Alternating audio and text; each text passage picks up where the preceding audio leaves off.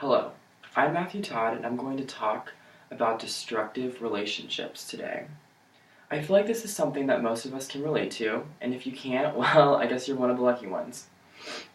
Today I'm going to touch on 3 points and 3 common factors that can lead to destructive relationships.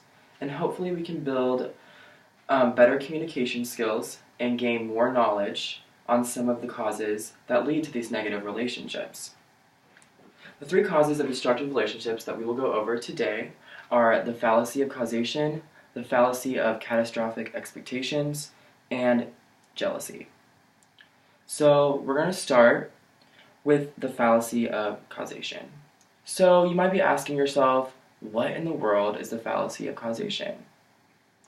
This refers to the people who believe they should do nothing to inconvenience the other person because this will lead to undesirable feelings. So let's reflect for a second.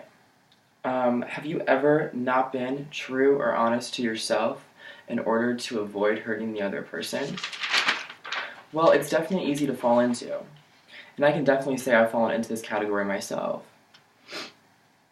One thing that we need to focus on is that we do not cause and are not responsible for the other person's emotions. We are not the responsible cause for the emotions of the other person and how they react to what we are telling them. The healthy relationships today are built on the foundations of communication, and this does involve trust and honesty and being true to yourself.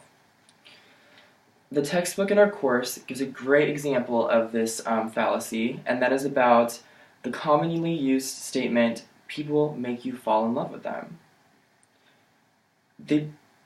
No one makes you fall in love with you. No one makes you fall in love with them, and that is a ridiculous statement.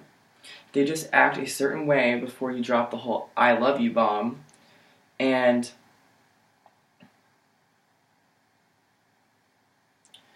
the actions that they give off and the dynamic that you have with this other person leads you to fall in love with them.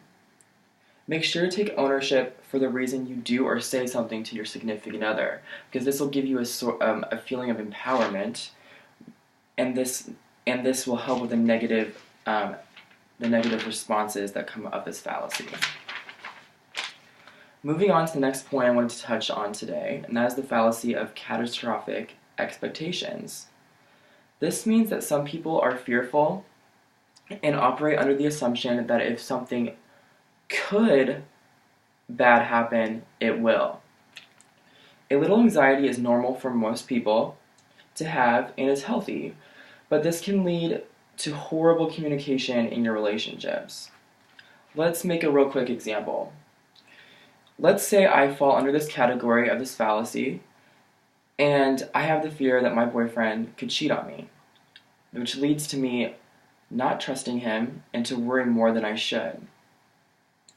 This will lead to distrust, resentment, and possibly an argument or many down the road.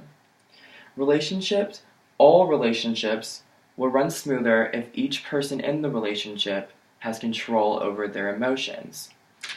So self-talk and doing things to better yourself and to definitely calm that anxiety will be very beneficial. This fallacy can also be linked to the commonly used term today of overthinking. I don't know how much everyone else has heard about this term, but have you ever heard the saying that overthinking will kill you? Well, it probably won't kill you, but it might kill your relationship. Make sure to communicate with your partner about any of these feelings that you're having without assuming or being irrational with them. Just make sure to come at it in a positive way and not a negative light. The last and most evil villain that relationships can have is jealousy. Now, a little jealousy is beneficial for most relationships, but an excess amount can lead to distrust, stalking, and searching for problems when none are even present. One way to help minimize these feelings is to reassure yourself, self-talk, let you know yourself that your honey boo-boo does love you, and that'll give you a sense of reassurance. If that doesn't help, the next step would definitely to go talk to your significant other, but don't come at it from a negative light like we talked about in the fallacy of catastrophic expectations. You have to come at it as I'm feeling this way. This is how I'm feeling. Just don't be irrational. And if that doesn't help, there might be, and if you're having these talks with your significant other all the time, then you might have serious problems that you need to work out that are bigger than just jealousy. So wrapping up, in conclusion, we talked about 3 factors and mindsets that can lead to destructive relationships. And those points were the fallacy of causation, the fallacy of catastrophic expectations, and jealousy. Hopefully we learned some knowledge today that we can put into effect with our relationships and avoid any destruction down the road. Thank you.